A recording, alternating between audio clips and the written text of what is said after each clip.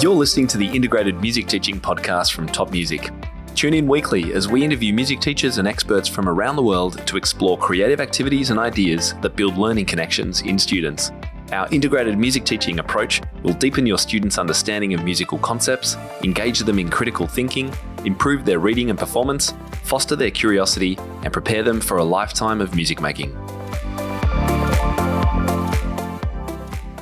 Hi there, teachers. It's Tim Topham here, and welcome back to another episode of the Integrated Music Teaching Podcast. I can't believe that we are at the end of November, and I think if I'm right, this episode is going to be dropping around the time of Thanksgiving. So happy Thanksgiving to anyone who is celebrating that in America. Otherwise, I know that this is also Black Friday, Cyber Monday weekend, so I hope everyone's enjoying a bit of a break, some sales, all that kind of stuff, and we've got a grade sale coming up and some information about that in our big announcement that we'll be making today. And if you've been listening to any of the episodes earlier this month, you'll have some idea of what I'm going to be announcing shortly. Before we get into the show today, though, I did want to let you know about a freebie we've created. It's a self-assessment all about, are you ready to teach advanced pianists?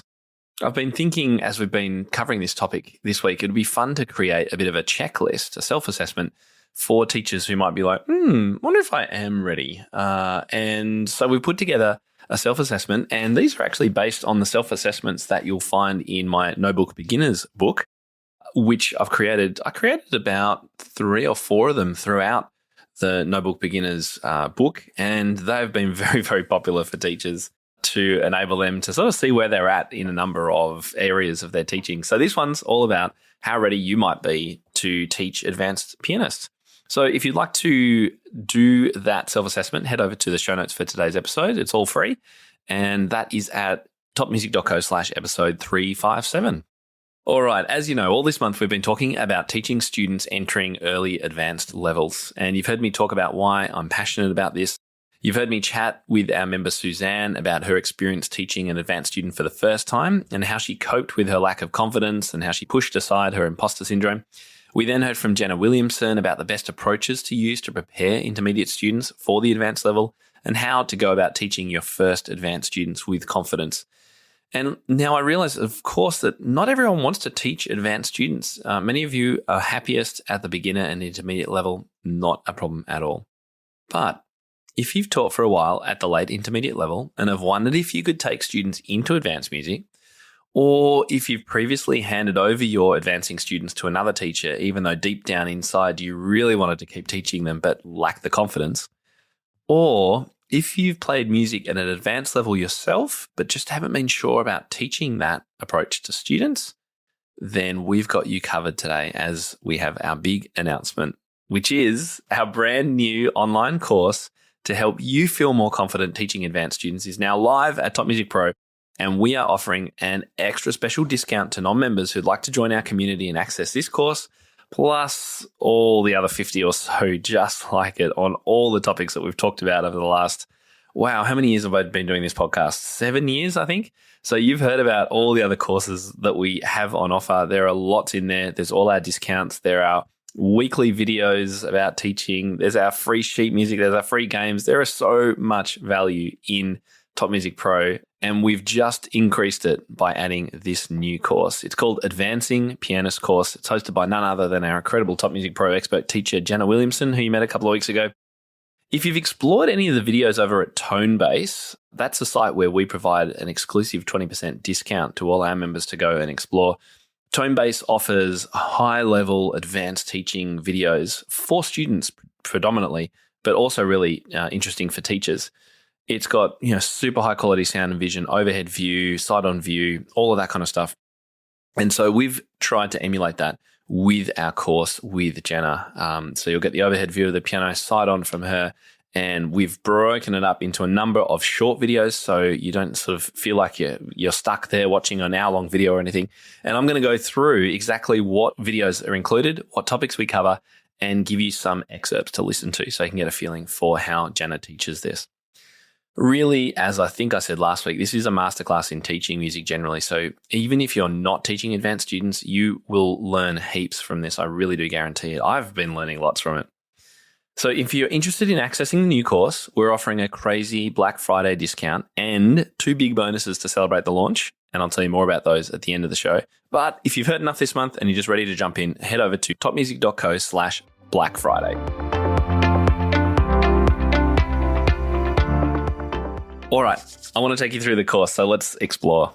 All right, in Module 1, we have some introduction models, and in that, we're going to include what the course will cover, so as an overview, the importance of teacher self-study and development. That's what you're going to be doing while you take this course, but there's a number of ways that you can increase and expand that as well. We'll talk about early advanced technique, teaching students how to practice, and also integrating functional and creative skills at the advanced level, which is a lot different to how you might approach these things at a lower level. All right, let's start by checking out Janna's introduction module. Here we go. Hello, teachers. Thank you so much for joining me on this Advancing Pianist course. I'm guessing if you are here watching this and enrolled in this, that you have your first or maybe second or third student who is going beyond what you consider the intermediate level and is ready to play advanced repertoire or is asking you to play advanced repertoire. So I'm so glad you're here. I do want to clarify what this course is going to cover. I'm primarily going to talk about early advanced repertoire. Those would be things that are around RCM level 9 and 10, or AMEB grade 8, or just anything that I would classify as early advanced, just past the upper intermediate level. I'm not going to be able to walk you through specifics of how to approach a particular exam system because I don't live within all of those exam systems. And I would just recommend that if you are doing your first time for some sort of specific performance, you might want to talk with a local colleague, someone who is a veteran who could help you walk through that particular thing. I'm happy to help you with repertoire and performance prep and all of those aspects of this topic. I also want to recommend this book, Professional Piano Teaching by Janine Jacobson, Volume 2. Volume 1 is dedicated to elementary study, but this is devoted to intermediate and advanced level piano teaching. It's an excellent book that is written a little bit more like a reference text with a lot of specific examples, a lot of checklists, as well as assignment options like questions, projects for you to do, things to think through. And this book is able to go through much more in depth many of the topics that I'm going to talk about in this course. So it's a great reference and companion to this course. Lastly, in this first video, I just want to recommend that you take a second to think about the student in your brain who is moving on into advanced levels and really make sure they have all the skills they need to do this. If you look in your workbook, you'll see that I have a list of skills that students leaving the upper intermediate level should have. And so no student is perfect, and it's likely that even a good student who practices is going to have a couple of holes in that list. But as you think about your specific student, I'd like you to look through that list and think about, is my student competent in all of these areas? There's 4 categories. You can take a good look through it.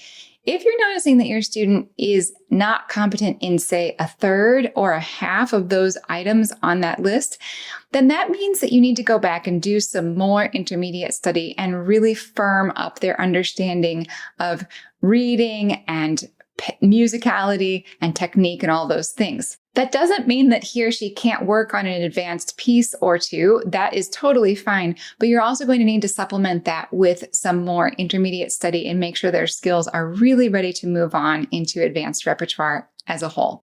All right, so then on to Module 2. What we're talking about here is the Baroque era, styles, ornaments, how to play and interpret music in the correct style. We're going to be looking in Module 2.1 at the Prelude and Fugue because pretty much most students will be playing a Prelude and Fugue at some stage. And then we're going to have an in-depth look at the Prelude in B-flat major and then the Fugue in B-flat major, what to look out for, all the different styles and parts of Fugue, how to play them, how to practice them. Why don't we tune in and have a listen to a little bit of Module 2.1. This is the Prelude and Fugue overview. Welcome to Module 2. We're going to talk about how to teach a Bach Prelude and Fugue. Now, certainly the Well-Tempered Clavier is not the only Baroque repertoire available to our early advanced students, but it is pretty standard to be required for exams at a certain level and conservatory or university auditions. So it is standard that everyone just simply has to learn how to play a Bach Prelude and Fugue. I love teaching Baroque music. You may have already figured that out from my piece-by-piece videos. But I know that not all teachers love it, and I know that certainly not all students love it. So because it is culturally the farthest removed from us, and because, let's be honest, fugues are really difficult to play on the piano, we are fighting a bit of an uphill battle. And I would just encourage you from the get-go, even if this is not your favorite type of music, you have to find something that you love about it, something that you appreciate about it, something that just really draws you in, and you have to put on that persona when you teach this to your student. The easiest way to appreciate these, if you do not naturally love them, is to admire the absolute craftsmanship of Johann Sebastian Bach's writing.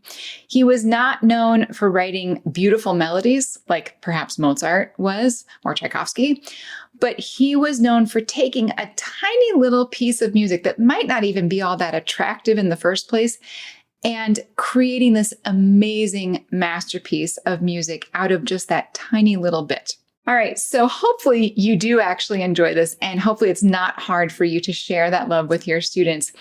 The one way I don't want you to teach this to your students is to say, well, I guess we have to do this because we just have to. Instead, find the thing that you can love about it and share with your student and unlock the puzzle of the amazing mastery here. Okay, so regardless of which one you're going to teach, we're going to look at a specific example in the next videos, but regardless, we're going to talk about overall the form of the Preludes and Fugues found in the Well-Tempered Clavier. There are 2 books of them. Within each book, there is one Prelude and Fugue in every single key. And this would have been remarkable in Bach's day because prior to this, well temperament or equal temperament, meaning the way that they tuned the keyboard instruments, was not standard. And the way they previously tuned them would have made certain keys very awkward and almost dissonant to the ears. So it was common for keyboard pieces to be written only up to about 3 sharps or flats. And you would not find pieces written in F sharp major, say, or G sharp minor. That would have been very unusual. So it's almost as if Bach is setting out to prove that he can do something and that it can really be done. So that's another fun part of the story to tell your students and kind of get them in his brain and what was he thinking.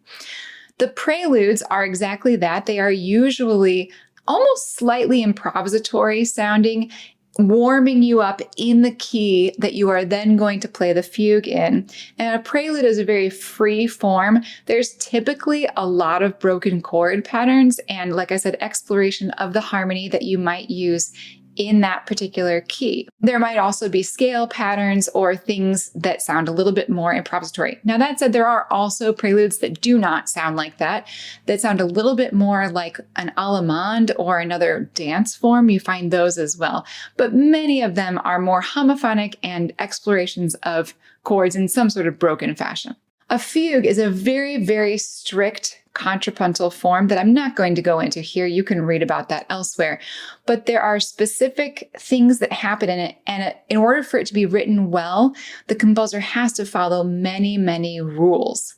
Fugues can be written in 2 voices, although that's a little bit tricky, and are typically in 3 voices or 4 voices. I would always recommend that for your students' first fugue, they play one in 3 voices because that's going to be simpler than one in 4 or 5. So let's talk about what makes an expressive performance of a prelude and fugue. Number 1, the Baroque masters believed in affect, which is just another word for mood or setting of the character. And within each movement, so within one prelude, there should be one set affect or mood. And however you decide to do your articulation or your dynamics or any of those things need to support that affect that you have decided to use. If you are using an urtext, which I would strongly recommend at this point, then there will not be articulation markings or dynamics given. So the performer has a little bit of license to decide that. And we will talk about that when we talk about a specific example, but it is up to the performer. Let's move on now to Module 3. Now, Module 3 has 7 sections, and it's big, this one, because it's about the classical era and the stylistic interpretation of sonatas, particularly by Haydn, Mozart, and Beethoven. So we start with an overview of sonatas, then we talk about early advanced Haydn, and then specifically the Haydn Sonata in E minor, Hob 1634, and that's the first movement presto. Then we'll look at early advanced Mozart, looking at the B-flat major K570, the Allegro movement, and then early advanced Beethoven, and looking particularly at the Beethoven Sonata in C minor, opus 10, number 1. So what I thought it might be fun to do is have a listen to a little bit of Janna's teaching of the Haydn Sonata. So this is module 3.3. Let's check it out. Similarly, the right hand has to slur these.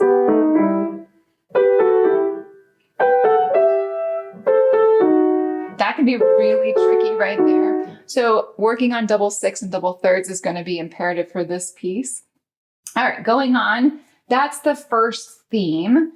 And then we modulate to G major, which is the relative major. That's what frequently happens in sonatas and sonatinas that are set originally in a minor key.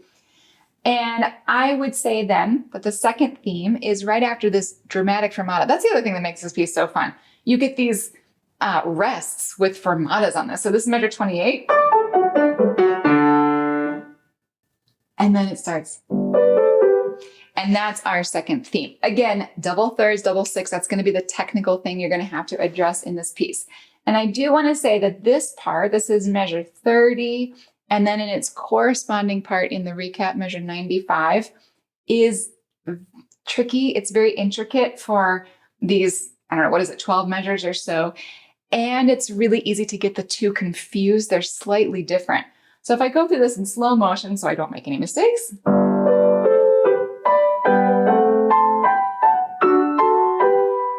Tie the top. Tie the top again.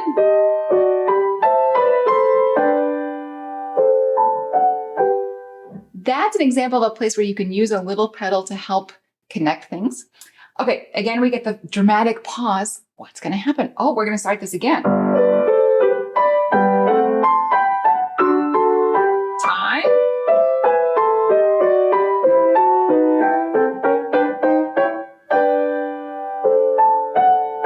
And we have the little ending here with these fun to finish up the exposition. Hi everyone, I wanted to take a moment to let you know about an amazing community of music teachers ready to welcome you over at TopMusicPro. TopMusicPro is the global hub for music teachers looking to connect, learn, grow, and be challenged in both their teaching and studio businesses. Community members save time by accessing hundreds of step-by-step lesson plans, creative teaching frameworks, business guides, online courses, and workshops. We offer training in topics as diverse as music technique, lead sheets, website building, intermediate repertoire, group teaching, and special needs teaching. We also save you money through our extensive discounts, including those with Music Notes, Sheet Music Plus, Music Room, Office Depot, Tonebase, and many more. And if you like sheet music, all our members get a free book of studio licensed, beautifully engraved sheet music each and every month. As a valued podcast listener, you can check out the Top Music Pro community free for 14 days by heading to topmusicpro.com, clicking Join Now on our studio tier, and using the special coupon code IMTPOD23. That's all one word. So that's IMTPOD23. We can't wait to welcome you inside.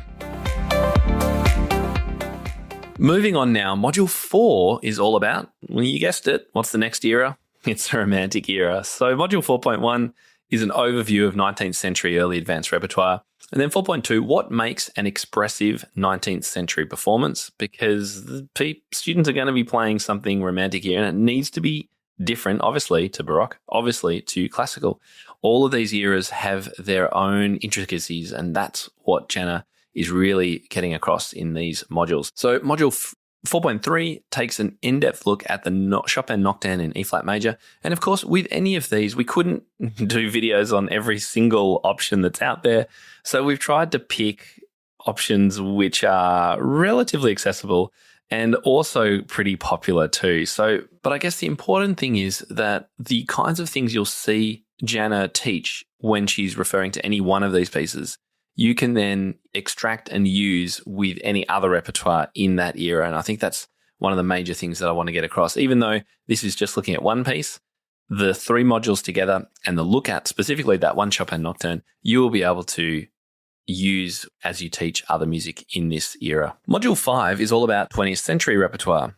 And it starts with a module on what makes an expressive 20th century performance. 20th century music can be pretty challenging to teachers, and a lot of teachers, myself included if I'm honest, avoid it to a certain extent. We might do a little bit of Debussy and Bartók and some of the more common composers. But when we get to things like Schoenberg and some of the atonal works, it can be really hard to know what to do if you haven't been taught this music or experienced it. So that's what we want to help you with. 5.2, module 5.2 is an overview of 20th century early advanced repertoire. And then 5.3 is examples of various pieces containing 20th century idioms.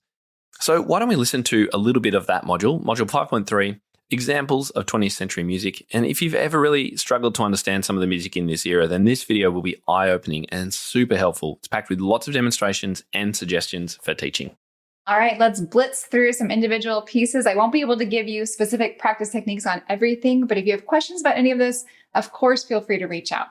First, we're going to talk about the jazz idiom. You are probably familiar with Gershwin, so I'm not going to talk about Gershwin, but his preludes, the 3 preludes everybody knows, are great for early advanced students. I'm going to highlight here Aaron Copland's 4 Piano Blues, the first one. This is an example of jazz idiom as well as mixed meter. The time signature is constantly changing, which leaves it very ambiguous and very flowy. Starts in 6/8.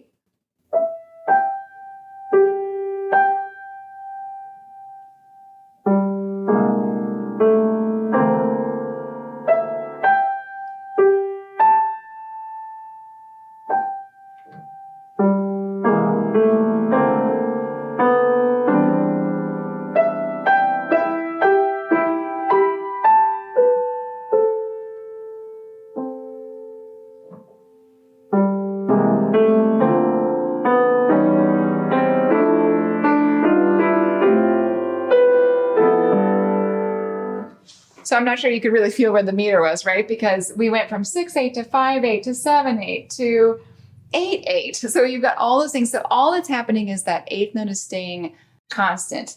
And, you know, these a little dissonant, they're really kind of jazzy sounding, right? And then you've got this melody on top. Sounds a little bit like a muted trumpet solo or something. So those are really fun pieces, definitely early advanced level, very nice to play. As I said, I wanted to highlight a piece by Robert Muczynski. This is his collected piano pieces, and there's a lot of things at the early advanced and advanced levels in here. We're going to take a look at the 6 Preludes, Opus 6. I have taught, I think, most of these, but my favorite one is number 6. And this is a great example of not only dissonance and half-step movement, but accents. So the left hand has this ostinato. It goes back and forth from C sharp to E, that minor third, to B flat to D, major third. So that's that motorhythmic driving rhythm force, and then it goes in octaves. Like that. I'm just going to play a little bit at the beginning because I didn't practice this enough to really perform it for you, but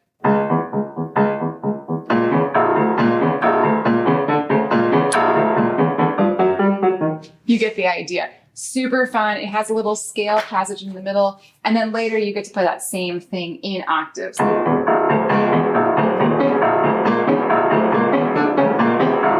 Etc. You bang around, it sounds really menacing, and it's a really great octave etude as well as accent etude. You've got these 1, 2, 1, 2, that kind of idea. All right, harmonic dissonance. The best thing you can do when playing strange sounds is to not apologize for it, but just to lean in and really go for it. So for this example, I'm going to use the Kabalevsky Prelude, Opus 38, number 2. And it starts like this with a little half-step movement. There's half-steps all over the place in the 20th century. Like that. But when you get into the second line, here are the chords that you play.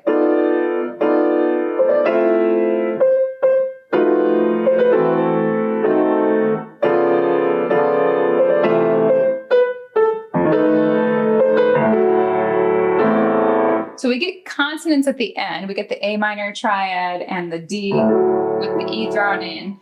But before that, there's so many crunchy chords.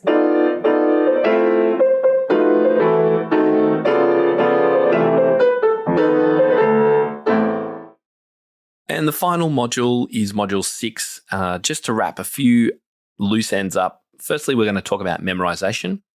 Then we're going to talk about performance anxiety and practicing for performance. Very, very important. And then module 6.3, our last one, is university and conservatory auditions and competitions, how they work, what to look for, how to prepare students for them.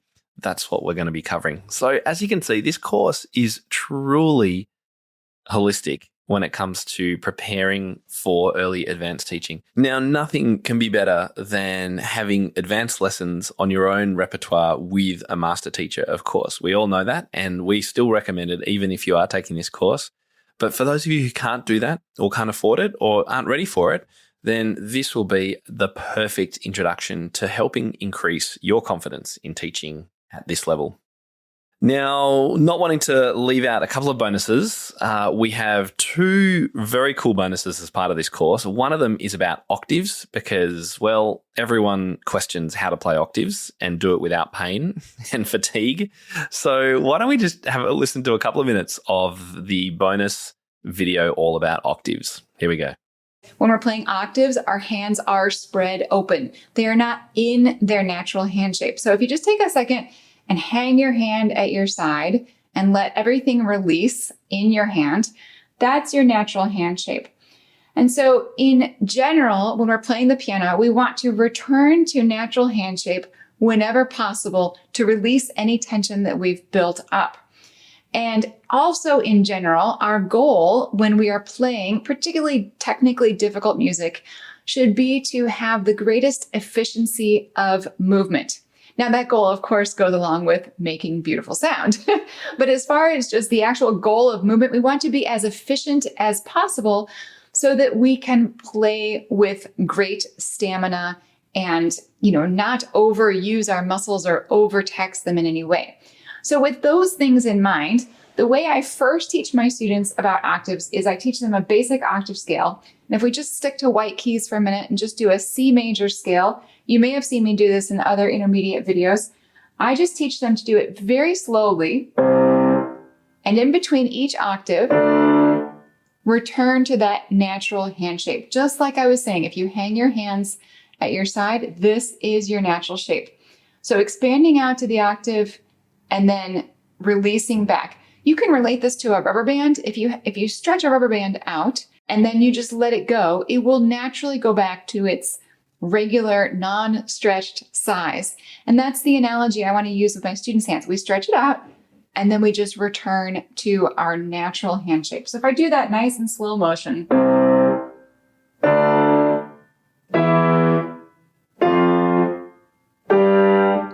etc. We could do the whole C scale going up and down like that. That is an alternative to locking into a fixed position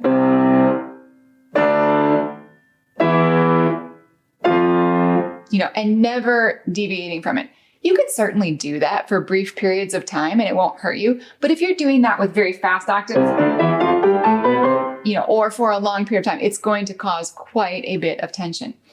So obviously I cannot fully do this motion if I'm playing at a very fast speed, but I can do micro amounts of that. And I'm going to show you now the octave exercise, the octave scale exercise that one of my teachers many, many years ago showed me. This is just a simple 2 octave scale with a quick turnaround that goes to the natural minor.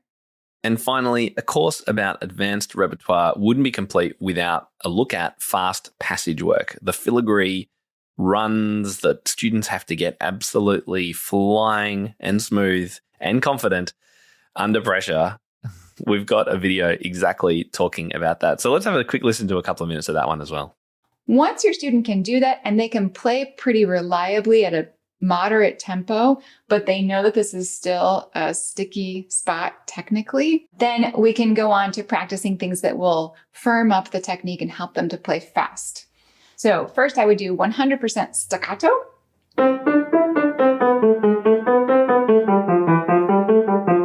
I'm using a lot of like a wrist staccato as well as tall fingers and listening for that clarity that each note sounds just like the other one.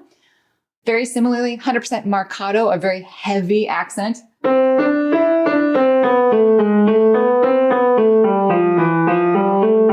Again, listening for evenness of tone, even if it's ugly, listening for evenness of tone across all of them. Dotted rhythms, first long, short, and then short, long.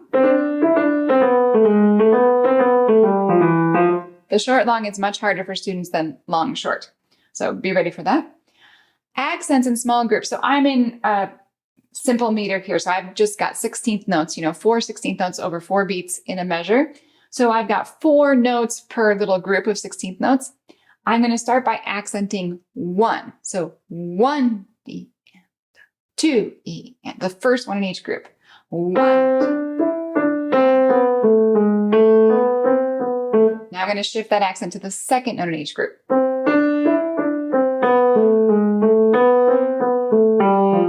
Now I'm going to shift it to the third note.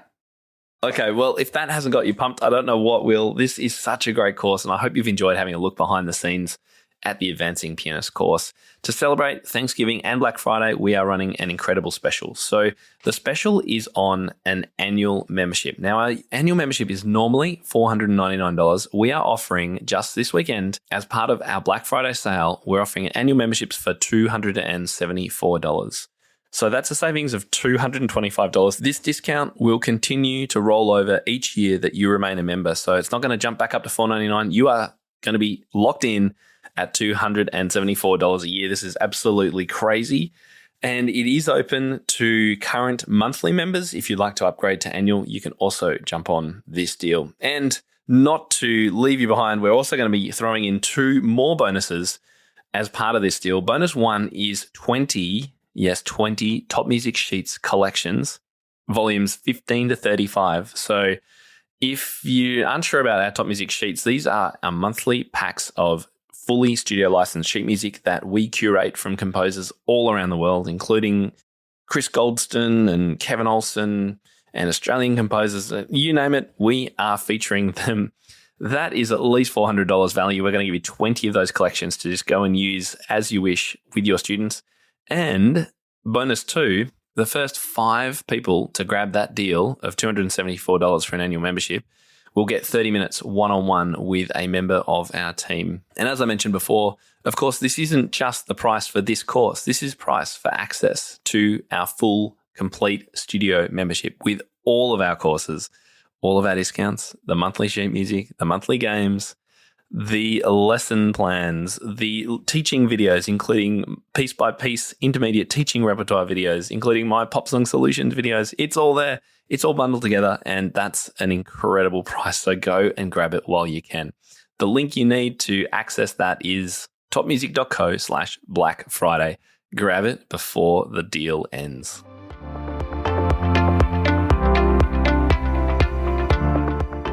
Phew. All right, that's it for this week. I really do hope to see lots of you inside our Top Music Pro Academy and getting involved in potentially teaching your first advanced students. I remember, as I mentioned back in the episode with Suzanne, that I remember well teaching my first advanced students. And I also had those same nerves and lack of confidence, even though I could perform at a high level and perform this music. So it is really normal that you'd be feeling a bit cautious, a little bit of an imposter potentially, even if you can perform this music at your own, yourself, I should say. Teaching it is another matter, but we really hope that this course will give you that peace of mind, give you that confidence, and break through that imposter syndrome so that if this is something that you are interested in doing with your students and in your studio, then you will be able to try it out with a student in the coming months and years ahead. Well, that's it for the podcast for this week and for this month. I can't wait to wrap up the year with you with some great episodes coming your way in December. Until then, I'm Tim Topham, and you've been listening to the Integrated Music Teaching Podcast. Thank you so much for tuning in. It's wonderful to hang out with you, and I'll speak to you again really soon. Bye-bye. How do you keep up to date with all the latest trends and research into music education? How do you connect with other teachers around the world and make sure your teaching stays fresh and relevant for students of all ages and stages, both now and into the future? I created our Top Music Pro membership to be the one-stop shop for music teaching resources, training, support, and community, and I'd love for you to come and join us inside. With over 40 comprehensive training courses, hundreds of teaching demonstrations and lesson plans, free monthly sheet music, discounts, and all the business and pedagogy support you could ever need, Top Music Pro is the community you've been looking for. If you're ready to level up your learning from the podcast and join thousands of other teachers in our global network, head over to TopMusicPro.com today. If you enjoy this show and want to hear more of our work, be sure to subscribe to this podcast wherever you're listening today. For links and resources mentioned in this episode, visit us at topmusic.co/podcast or check out the show notes. I'm Tim Topham, and this is the Integrated Music Teaching Podcast, a production of Top Music. Thank you so much for listening. Enjoy your week ahead, and I'll catch you next time.